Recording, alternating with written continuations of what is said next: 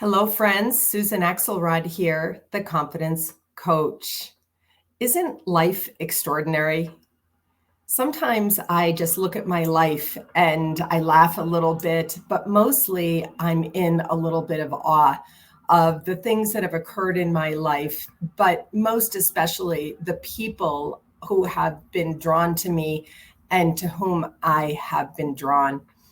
I have a friend in England, the inimitable Nadine Searle, who is the Calmer Self coach. We have become so close and so close knit that our personal conversations are deep and abiding. When we have these conversations, inevitably one of us says to the other, "This is a conversation that we should share." And so, in our voice texting and conversations with each other recently, this topic came up. I heard myself saying, "I died a little bit that day." And Nadine said to me, "I understand what you mean." And so today we're going to have this conversation shared with you. Hello, Nadine. Hello, hello. I just got chills again when I heard you say that, remembering that voice message that I got from you when you really just all the emotions were out there and you were saying how you felt about you died and I go, yeah, I can so relate. And this is why this conversation needs to be shared, isn't it? Because so many people must feel the same. And again, just to share that we feel it and how we manage that and how we can make that part of our process and make it good, if you like. It sounds scary, doesn't it, when we go part of me has died, but it isn't really, is it?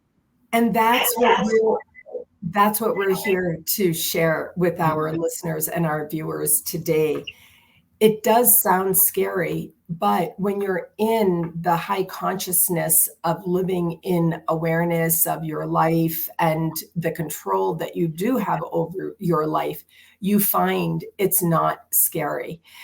Um, you know, to share with others, in the last few years, Nadine and I have each had separate, very distinct, pretty extremely traumatic events. Mine is more personal, and yet I'm clearly able and willing to speak about trauma and activating healing through trauma. Nadine's is out loud now because she has decided to become a voice for all of us to understand what happens when you get diagnosed with breast cancer. Yeah. So, Nadine, when I said that line to you, I was crying, hard. And I know where I was. I was walking in beautiful Mother Nature in a preserve that I had walked in, hundreds of times over 30 years. And of course, you and I both resonate with being in nature and how you can get quiet and your nervous system settles down into the parasympathetic, which is where we want to be when we can. Mm. And I heard that line coming out of me, and I was actually even struck myself by it. I heard myself say, "I died a little bit that day." Mm. You, of course, picked up on it immediately and talked about it. And I just want to say that when there is death, there can also be rebirth and renewal. So I want to ask you, how did this comment resonate with you with your personal experience? Mhm. Mm. It really does. I say it hit me instantly, and we do communicate in this way, don't we? We don't have that instant rapport. We can send each other voice messages, which is so precious, isn't it? And I listened to it like you shared with everyone. You were really emotional. There were tears. There was that emotion in your voice, and it hit me instantly. And I was exactly the same, going, "Oh my goodness," and feeling so honoured that you shared it with me in the moment. There's power in that. There is great strength from you that you thought of it and did it. But there's so much power, isn't there, in actually getting that out there. And that, we are, goodness knows how many miles apart from each other, but the connection is there. When you did that, we connected, and that is so beautiful. So I'm really, really grateful for that. And again, to say to other people, when you're in that moment, and I don't know if despair is a word you would choose, but that's what I'm going to choose to use, that moment of despair, to actually reach out to someone else.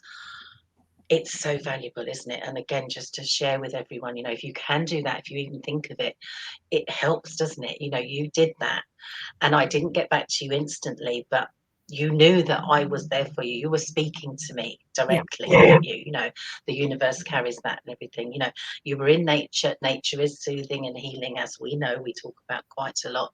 So you were doing a lot for yourself, which is massive, isn't it? So important that you actually go, yes, I'm feeling awful. I feel, all of the things you've just expressed, but I'm not alone. I can connect.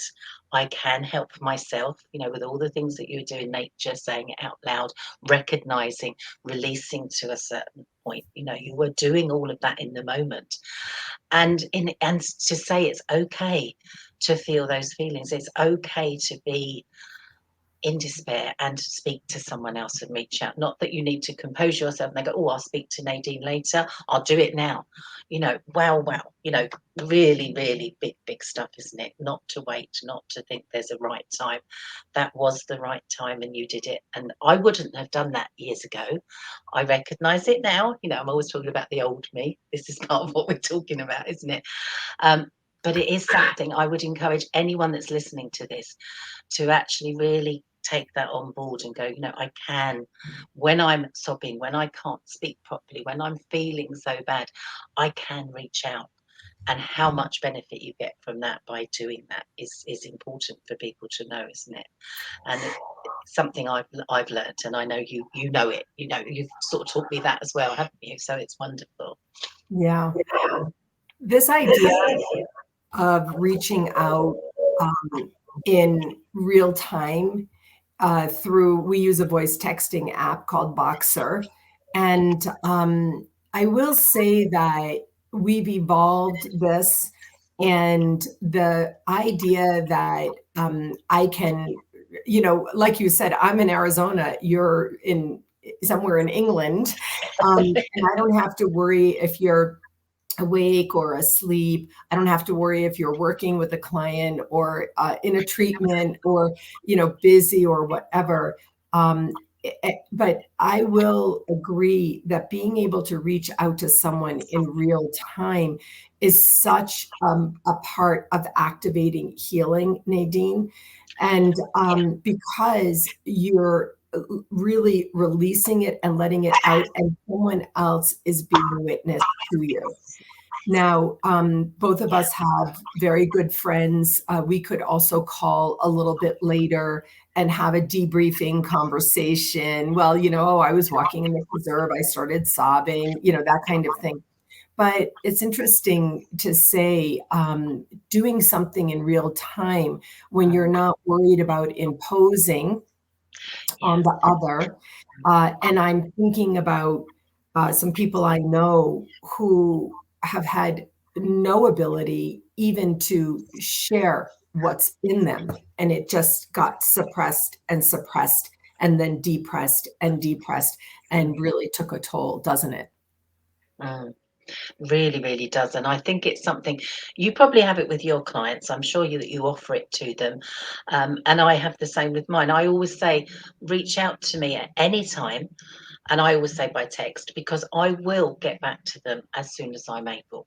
So they know that. And I'm sure you say the same to your clients. And that is a great benefit for them to know that I will be listening and I will get back to them as soon as I'm able. Like you said, it's not imposing. And sometimes we don't do things because we think we're being a burden to someone else, or it's not the right time. So again, freeing yourself of that and just going, right, I can reach out.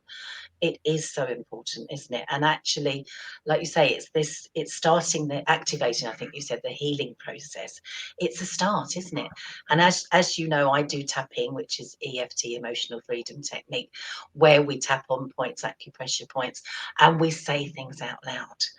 And actually, it reminded me of that when I got your message. I know you weren't tapping, but you were doing lots of other things to help yourself. Right. But being out loud, saying it, getting it, freeing yourself in a way. And I'd like to say again on that point, it wouldn't even matter if you were very eloquent, you expressed yourself beautifully, wouldn't even matter if you weren't. And again with tapping, the first time I experienced a massive breakthrough with tapping on myself, I was sobbing uncontrollably. I had no words. There were no sounds coming out that made any sense. But I tapped on it. The sounds changed. My emotions changed. Things moved through me. That's how it works. And I thought, oh wow, I got the real message of what this was all about. But there were no understandable words. Yeah. There were sounds and there were emotions. But you weren't doing that. But even if you were, even if I'd have got a message and it was you not being able to express yourself as beautifully as you did, that would have been okay too, because it would have been doing you good.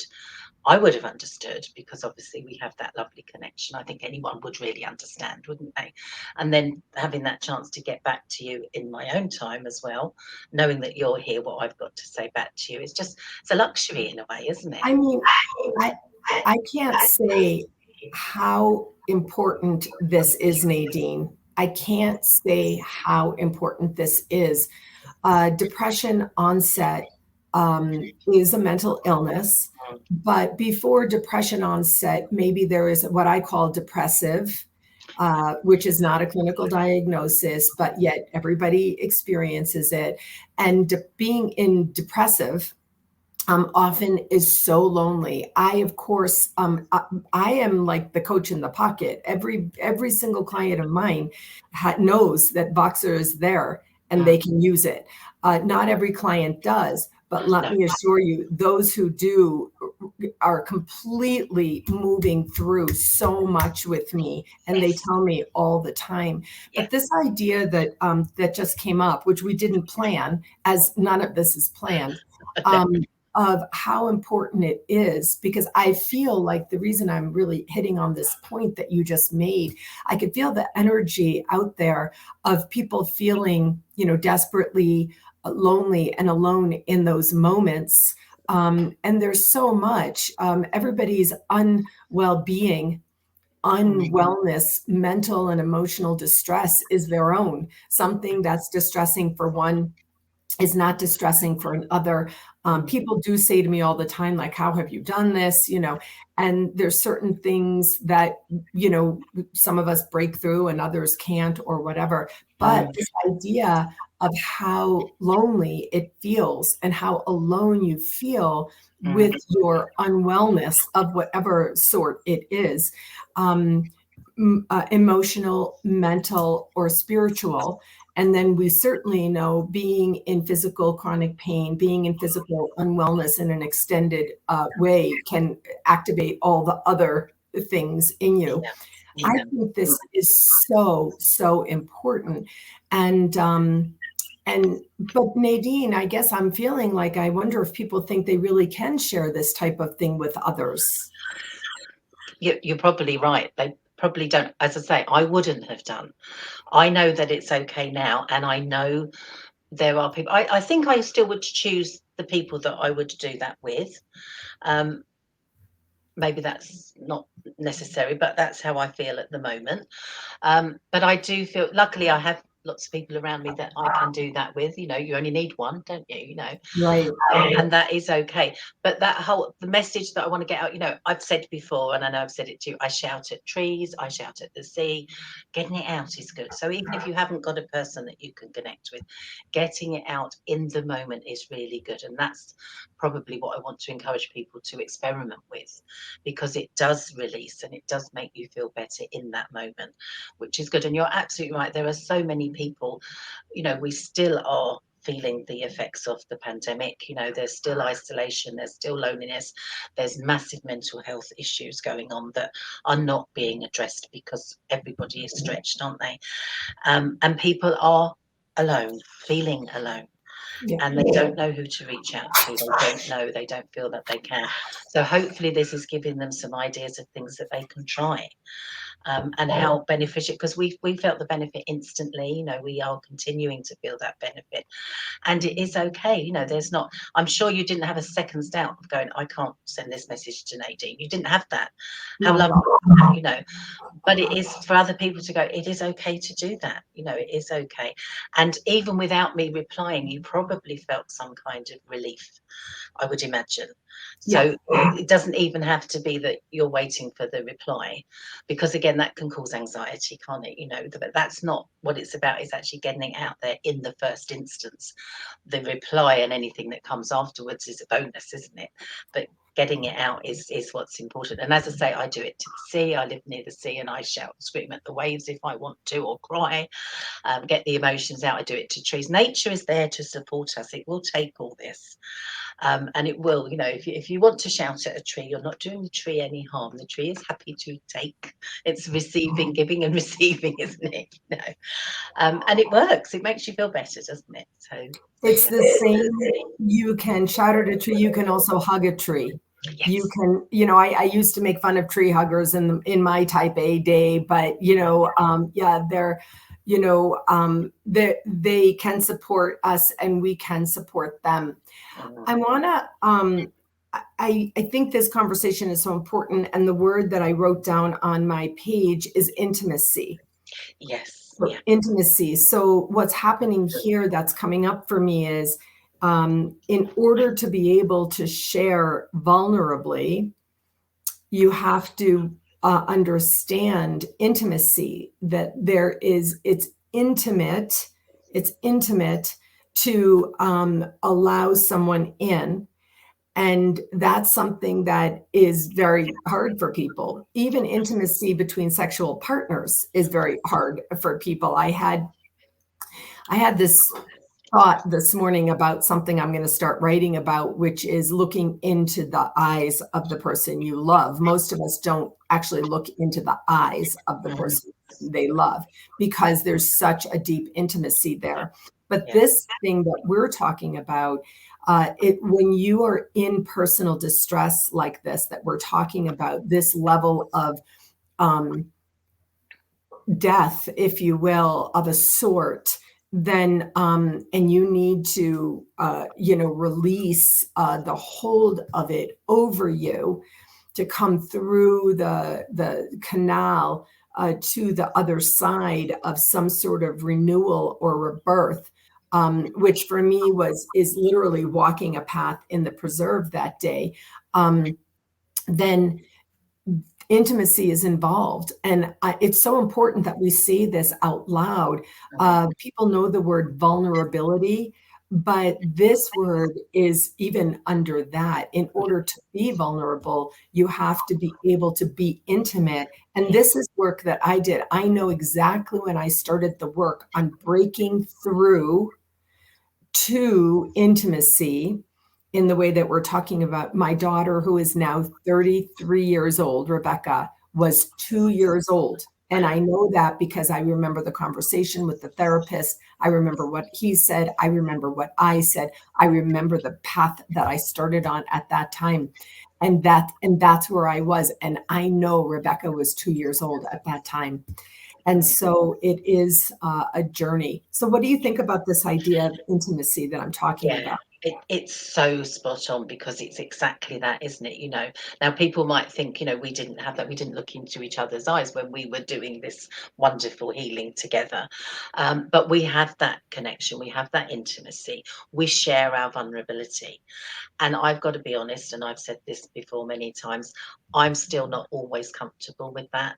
So it's something that I'm continually working on. I realize how beneficial it is, but there are times when I go, oof, I know I've put those barriers up. I feel the need to protect myself.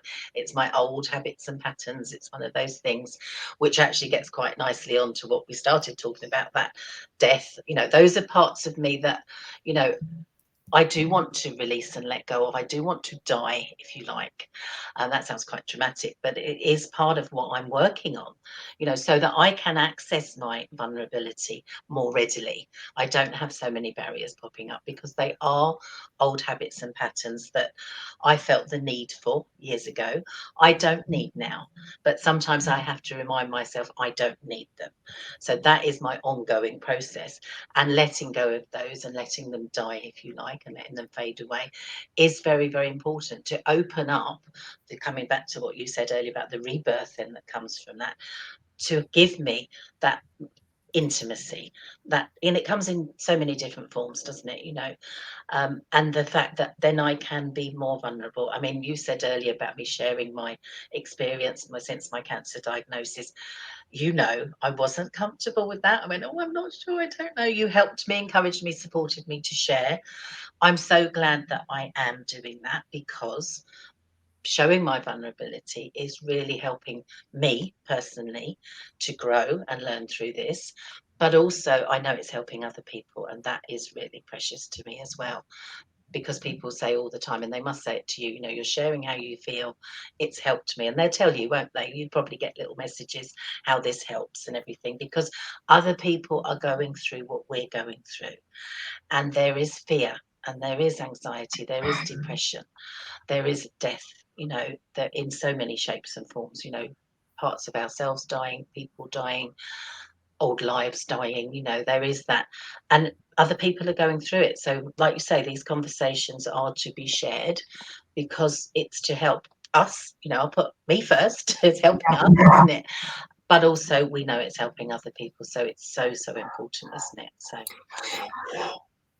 I mean, this is so important. For sure, without a doubt, I see you speaking and revealing vulnerably on social media the process of being on a cancer journey with the treatment, the chemo, the surgery, and all of that.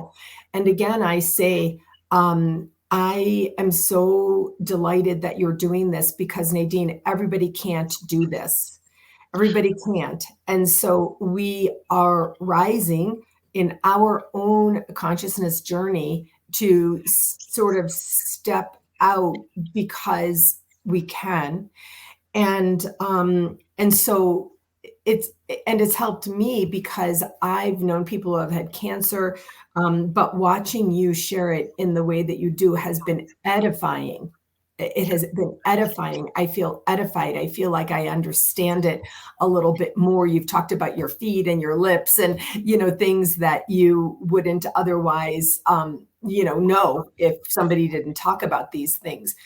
But it came up for me when you were talking. I really want to go to this place of a part of me died that day.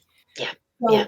I would imagine when someone receives a cancer diagnosis, you're sitting in a chair, probably in a doctor's office, maybe you're on a phone, maybe a Zoom call now, and you receive that.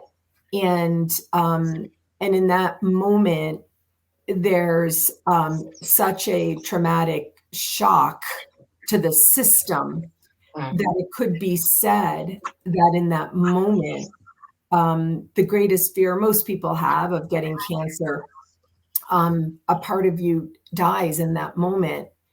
And then somehow most people likely don't actually keel over in the chair and die. Right. And so then in that next moment, a period of rebirth or renewal begins. Does that sound right to you? So accurate. You're absolutely right. My experience was, I was actually sitting in front of someone when they told me. I went into shock. I went into denial mode. So that was me shutting down. That was a mini death, if you like, because I went into that, again, that protection coming up. But when I look back, I know for a fact in that instant, the old me died. I was changed instantly. There was no going back. There was no me as I knew myself. There was no life as I knew it. Everything changed in that instant. And it really was. And as in the moment, I didn't get that, but it wasn't that long afterwards I thought, actually, there is no going back from this. I'm not the same person. I changed instantly. So there was a death, and there was with that a feeling of loss and sadness and a grieving process to go through, which is still ongoing for lots of different reasons, which I'm sure we'll talk about. But that instant of that moment of diagnosis, which, as I say, you said it, anyone that goes through that with diagnosis of anything, actually, I think, then you just go, oh, when my life has changed straight away. The old me is gone, dead. That's it. There is no more. And I've said it to you quite often, haven't I? In a very superficial way. I look at myself now with the way my hair is, and I look back at old pictures of me with my hair. That isn't me. That is not me. That person died. That person, and using the hair as an example because it's so simple to see that, isn't it? That person is not me anymore. And that happened, with the diagnosis. It happened when my hair went. It's happened at lots of stages through the way. I've recently had surgery. I've got one side of me is a lot smaller than the other side. There's loss there in a very physical way, but that's gone, dead. The cancer's out, dead. That's a good way of looking at it. But I've lost something that was mine. I've lost a part of my body. I've lost a part of my identity. Hair, bust, all sorts of things. It's all of that. And you're absolutely right. At that moment of being told, when you get that diagnosis, you have all that fear building up to it, that it is anticipatory grief. It's like you're waiting for something to die because you think you're going to die without a doubt. Like you said, as soon as that word cancer is there, you think you're going to die. And I'm sure everybody feels that. But again, it's not just cancer diagnosis, it's lots of things, isn't it? You had a loss of a loved one. You might have felt at some point, I'm going to die too. I'm going to die. How do I live? How do I live this way? Because we've changed in that instant, haven't we? And that again is, how am I going to be? I think I said I think the last time we spoke, stepping into the new me. I haven't stepped into the new me yet. I'm still grieving the loss of the old me. I'm still going through that process of recognizing how much I've lost, and I'm still losing. And you must be the same. It's for a different reason. But that, every day almost there's another bit of you that goes, oh, that's not, that old me has gone. I'm forming the new me. Does that hit home to you with your experience as well? It does. I think that this is important because we have such different experiences. It's funny you said, I was thinking in my head to share with our viewers or listeners. If you don't know Nadine, she had the most enviable head of luxurious long hair that 100% of women on the globe envied. And but then I thought to myself, well, who doesn't know Nadine? Everyone does. But I do want to say that when I found myself in a circumstance where I made a choice, I felt I had no choice but to what I call divorce in love. I did go through a death of a sort, for sure. I was in a difficult circumstance. I made a choice to get divorced, but I, in my own work and process and journey, which you're a part of, and my good friends, and family were all a part of supporting, I made a choice for myself to live, to divorce in love. And without a doubt, all of what you just talked about also does apply to divorce, even when it's rancorous, because most people don't go to the altar imagining that they're ever going to divorce. Mine was not like that, but without a doubt, you're in this long process of something else. When something this traumatic happens to you, when you get this diagnosis or you discover things or things happen in your life, and or if you get suddenly laid off from your job, There's all the things. Then you your body goes into this either momentary or not so momentary stasis. And it could be said that you die a bit that day, or if your loved one, your husband or wife is diagnosed, or partner is diagnosed with Parkinson's disease or Alzheimer's, that's not you, but the one you love, you've been with them for 30 years, then you do. And what we're here to talk about and to invoke and elucidate on is the process of moving through. We started our conversation talking about that we have each other, and of course both of us have many other dear friends as well, we share with, that it's not stuck, that you don't keep it stuck in you. You have a loving partner and such dear friends. And at that moment, when you said quite astoundingly and pretty easily, Nadine, that when you got the diagnosis, without a doubt, you said, I changed instantly.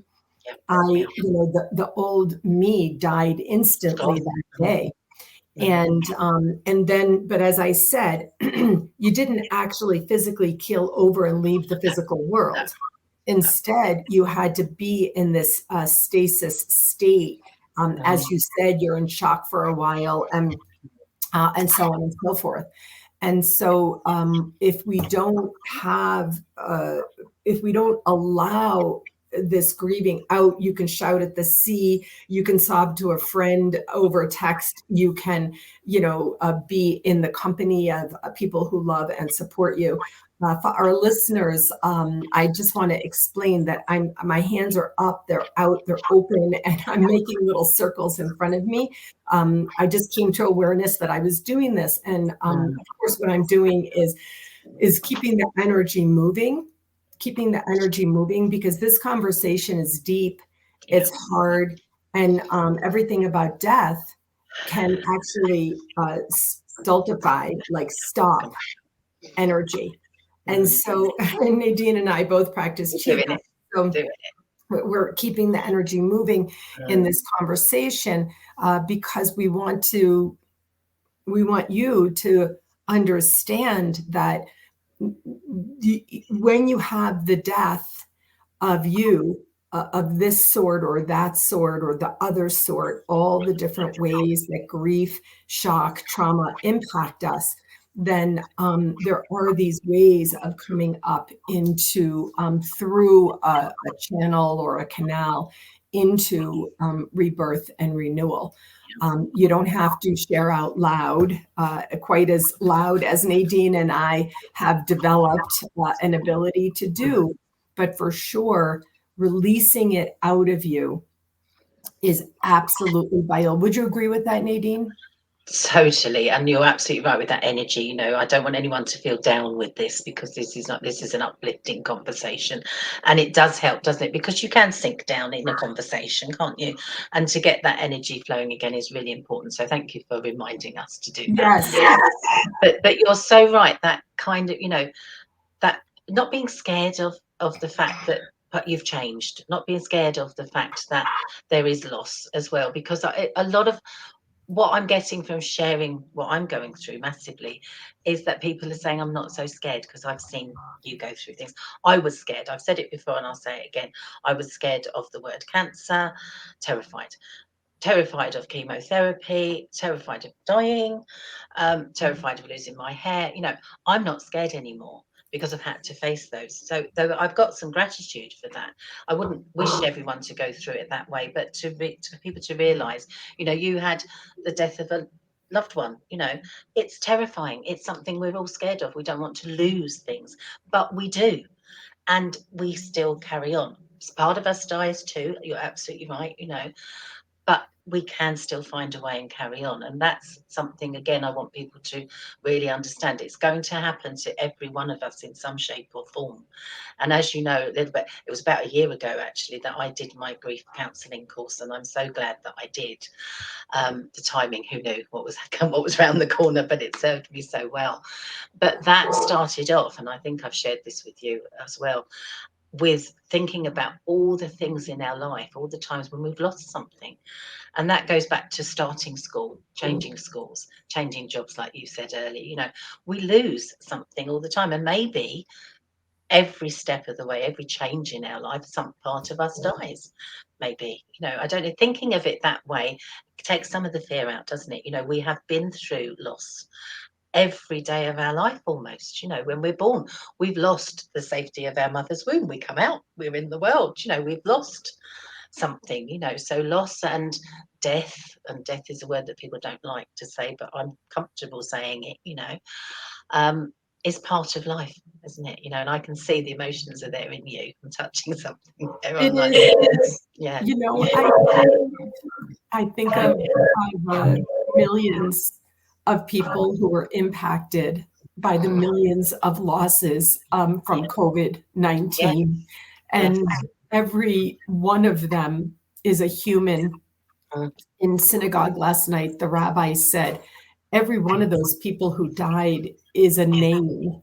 yeah, And today I want to just, for a moment, it just came to me to speak directly to the millions of people who died a death of their own on the day they lost their loved one to yeah. COVID, That's yeah, which so at true. that time in 2020, as that was all happening, I didn't know that my journey over the next 3 years would be to lose my father and then my mother and then my husband, Mhm. um, 3 years in a row.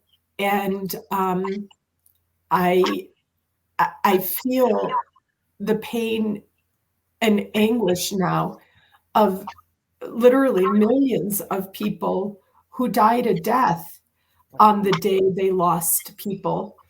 Um, any natural disaster, we have them, wars, we have them, violence, you know, we have them.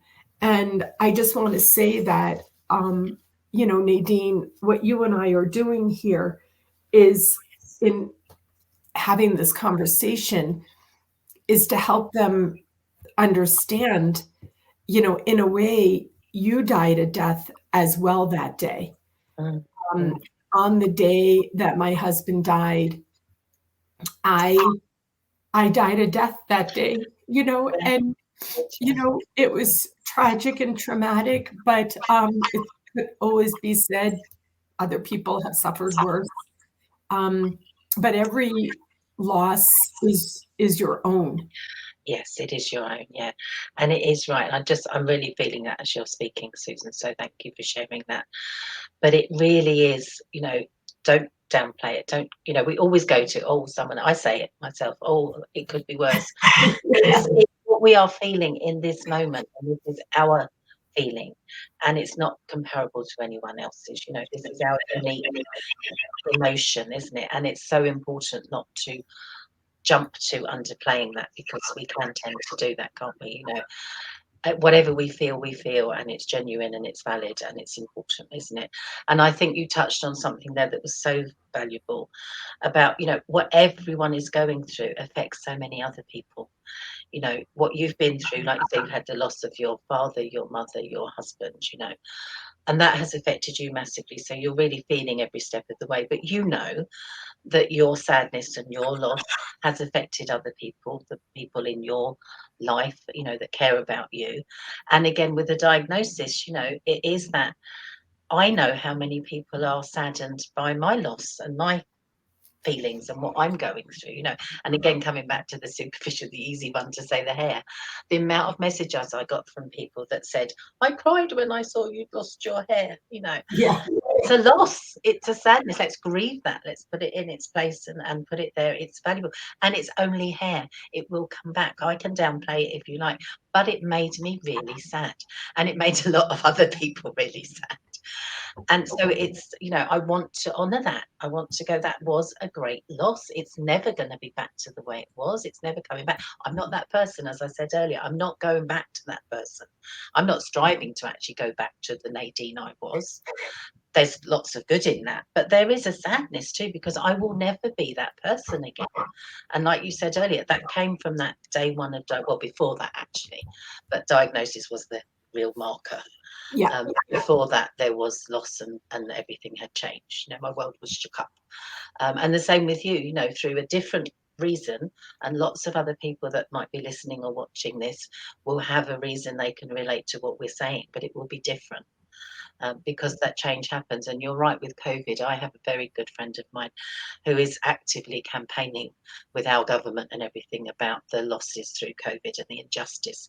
And she is still hurting so much because there is no justice. I'm not going to get into politics, but, it hurts so many. And she is then connecting, I think, on a weekly basis, she is connecting with so many other people that are still feeling so much loss and sadness. And I did feel that yeah, very it's really strongly.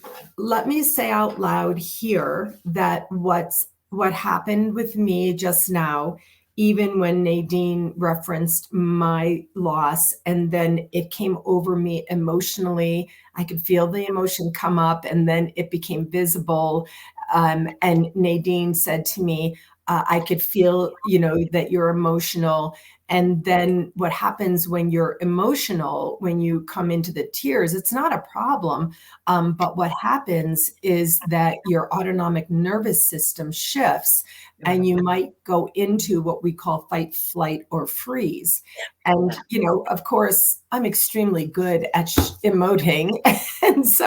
And also I'm running a podcast conversation here, but I could feel it coming up. And so in this moment, what I want to do is give myself relief, and to you, Nadine, and to all of our listeners and viewers. And we're going to take a moment to come into our bodies. We're going to use Qigong. We're going to find a bit of calm by shifting into the parasympathetic nervous system, where you're in rest, digest, and restore. So perhaps we might call this a restorative moment. So let's take a moment, Nadine, to lift up our bodies. Just lift up the back. We're both sitting. We've been talking. Our shoulders are forward. Our head is jutting forward. The chin is out. And we want to come into alignment. So sit yourself up, bring your shoulders back and down. We're aligning the spine, aligning the neck. Ears are over the shoulders where they're supposed to be. Chin is down a little bit. Head is up. Spine is lengthening. And you can already begin to feel yourself coming into a more calm state of being. We're going to now bring a thought into our heads of self-comfort, release, relief, and really just letting go of whatever might be weighing us down. And we're going to take a breath. We're going to breathe in through the nose, hold it for a second, and then a long extended exhale. Here we go. Breathe in and out.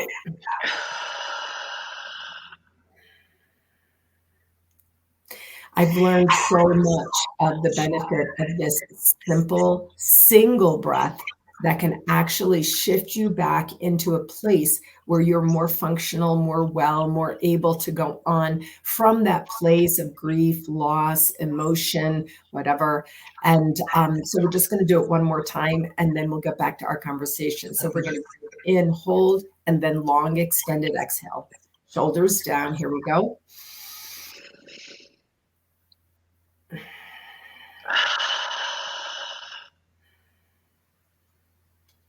Thank you, Nadine, for taking that Qigong moment with me.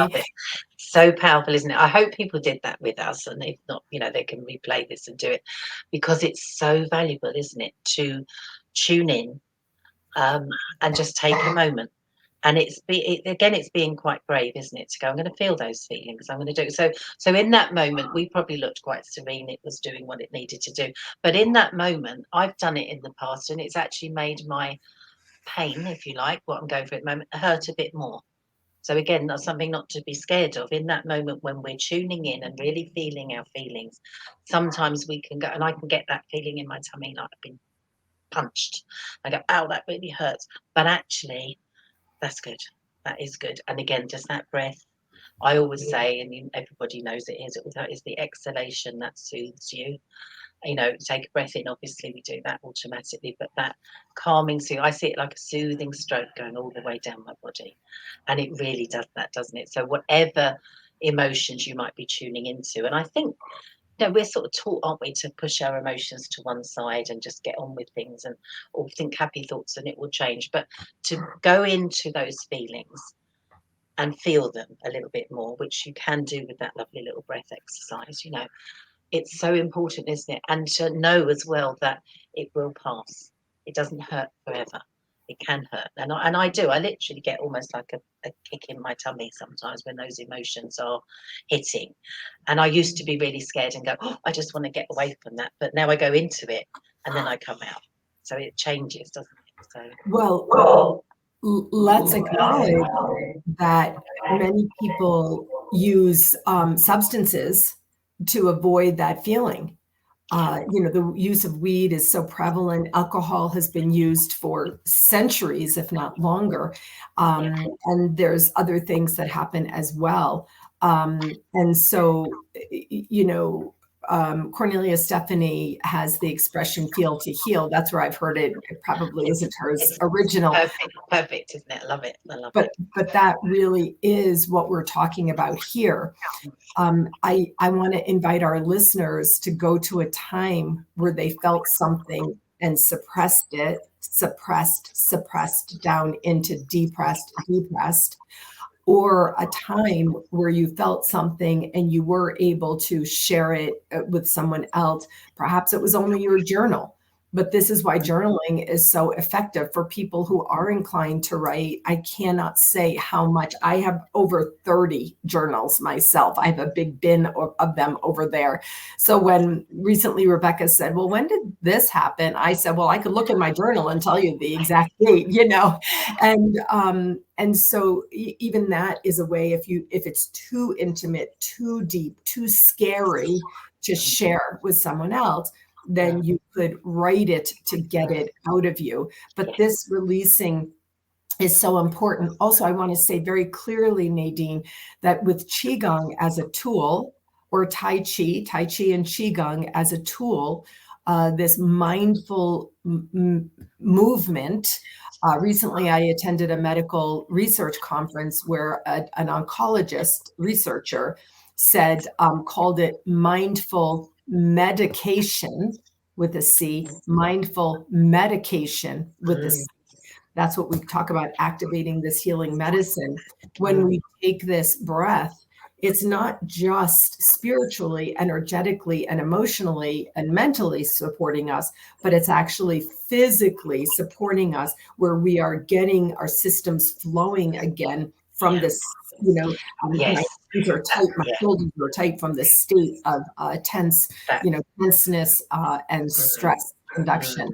So this is all so important. I want to thank you for saying, yes, this is a deep conversation, but I want to focus for the remaining time, a few more minutes, on the rebirth and renewal. Yes, let's do that, because what you've shared here today is it's extraordinary. I want to thank you so much for, sort of bravely, vulnerably sharing with us that, the old me sort of died that day. And there were so many things along the way, including your breasts, as we've talked about. You said we could talk about anything where you had your breast surgery. Right now, one is, has had the surgery, the other hasn't. You're lopsided, it's awkward, it feels uncomfortable, it's weird, and you're self-conscious about it, even though I told you that other people can't really see it. But all of these things, there's nothing more intimate to a woman than her breasts or her hair, actually. But then, yet, still in all, Nadine, here we are. Today happens to be a Sunday. It's early morning by me. It's late afternoon by you. And here we are kind of standing, if you will, to talk about it. Isn't it incredible? It is incredible, and it's just wonderful, isn't it? You know, we are really blessed. We are very lucky, aren't we? But it is right. You're absolutely right. That the idea of rebirth, and I'm doing a lot of work personally on myself at the moment, as I say, you know, being selfish and looking after me first. It is, you know, I've recently had the surgery, so I've had the cancer cut out. That's good, you know, but that's gone. Do you know how weird is that? I had a little bit of a loss about that. You know, the cancer that I've been living with and getting to accept and make friends with, if you like, and love and get comfortable with was taken out, which is weird that I I felt mean, like that. that's a conversation for another time. We got to have another There is conversation. exactly. Let's do that. But also it is that, you know, part of my body was taken away. So that is loss, isn't it? You know, I have not got the bust that I had. I'm never going to have that again. And, you know, you said about my hair before, you know, some people see me as the person with the big bust and the lots of hair. You know, I'm not that person anymore. But there is a new person coming that actually I'm quite excited about. I have this opportunity now to be something different.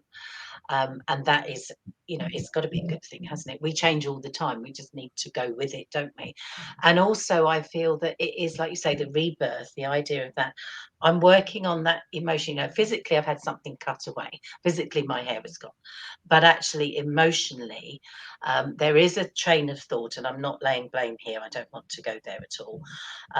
But, you know, the cancer came into my body for a reason.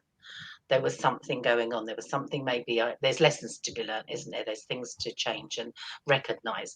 So for me, I really, really feel that it's not just the physical that's been cut out of me. That's obvious, and that's definitely happened. There's no denying that. But the emotions have to go too. Whatever I was holding on to that was doing me harm has to go. And that is symbolized in a way, if this makes any sense, to the actual growth in my body that has been cut away and has gone.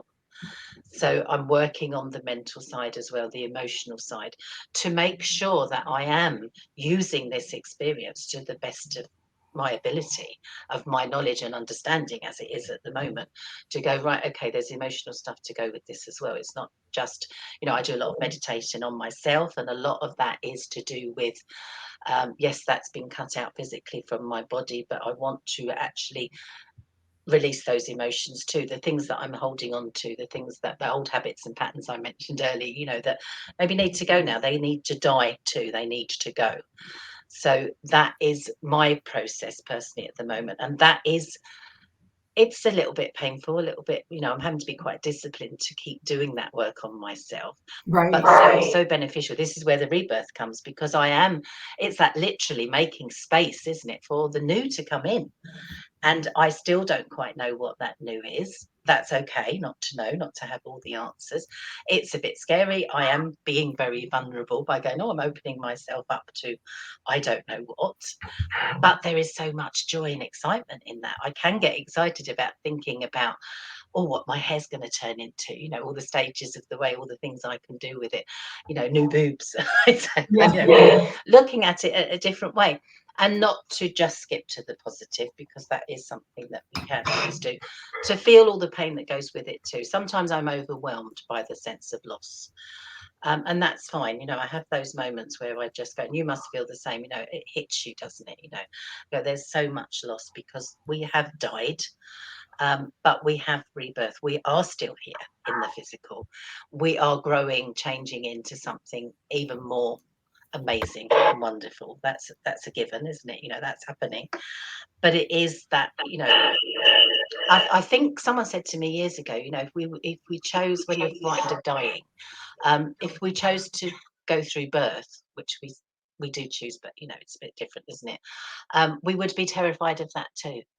And that makes sense, doesn't it? So that fear of dying is real. Feel it, get through it. You know, it's going to happen to all of us. It happens to us every step of the way in our life anyway, in some shape or form. But that rebirth as well, I'm a bit scared of that as well. But that's understandable, isn't it? You know, what I'm turning into, how's it going to be? You know, am I going to be able to manage it? Am I going to do it well enough? I've got all these questions and doubts going on. But the overriding feeling that keeps coming back is, my goodness, I'm quite excited. This is a wonderful opportunity. And again, I think with you, much as you've got all this sadness, you've got all this loss, you've got all of these emotions going on, you're changing. You have an opportunity to make your life whatever you want in a different way. The new Susan is evolving, and it is tinted, with all this loss and grief and sadness and all these emotions that are not so comfortable. But do you have that underlying feeling of like, oh my goodness, what am I turning into? How exciting is this? I mean, I have it every day. My life is so different now. And I just wrote down turning loss to love. This journey that we're on does not mean, in my case, I lost, my partner, my life partner. It doesn't mean that I let go of all that went along with him. In fact, I didn't understand it before, but now I do understand that you can connect with the memory of the person in the most profound, beautiful, loving, deep way. And maybe that's a conversation for another time. You can interview me on that. But also for you, you're becoming something new, but you're only becoming something new because of that beautiful soul you were before.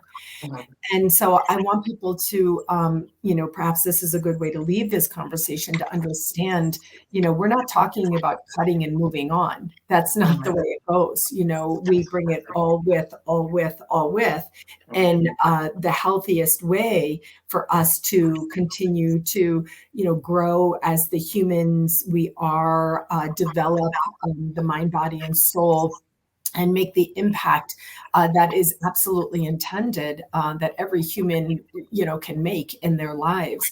And Nadine, I just want to say thank you so much. I believe that we've accomplished a little bit of this today. I am surely going to be, as I always do with our conversations, in a very little while, I'm going to be walking the dog and listening to this whole conversation again. And I invite our listeners to do the same. I'm on 3 pages of notes. Nadine knows I take notes from you do. You are amazing, the amount of things you do. But you're absolutely right. I listen back to these podcasts again and again because there's so much in them. And we speak from the heart, don't we? We don't prepare what we're saying. So I never know what I've said. It's lovely to hear back. And I get so much from it. So I encourage everyone to definitely listen once, but listen more than once, because there's always more that you can hear and resonate with, isn't there? So they are valuable in so many ways. And you touched earlier on, and we didn't talk about it, and again, I'm not going to say too much, but I'd like to encourage people to look back at an episode from a while ago when we talked about alcohol suppressing feelings, with my use of alcohol and what I did it for, because again, people will benefit from hearing that, won't they? And that's one of our older episodes, and that again we could touch on another conversation, because we have many, don't we? But thank you for being the catalyst to this. This wouldn't have happened if you didn't share your vulnerability with me, and really work on that intimacy that we have going on between us. This wouldn't have come up, would it? So I'm very grateful to you and to our relationship that we have, the connection that we have, and this opportunity to be able to share it with other people. We are lucky that we can do that, aren't we? It's quite extraordinary. As you just said, extraordinary things to come when you find relief, allow release, and come into a sort of renewal. It doesn't mean that you cut off or cut out everything that was before, because we wouldn't be here without that. But how is it that we choose to go forward? My friend, I love you. I'm grateful to you, and I'll see you next time. Thank you.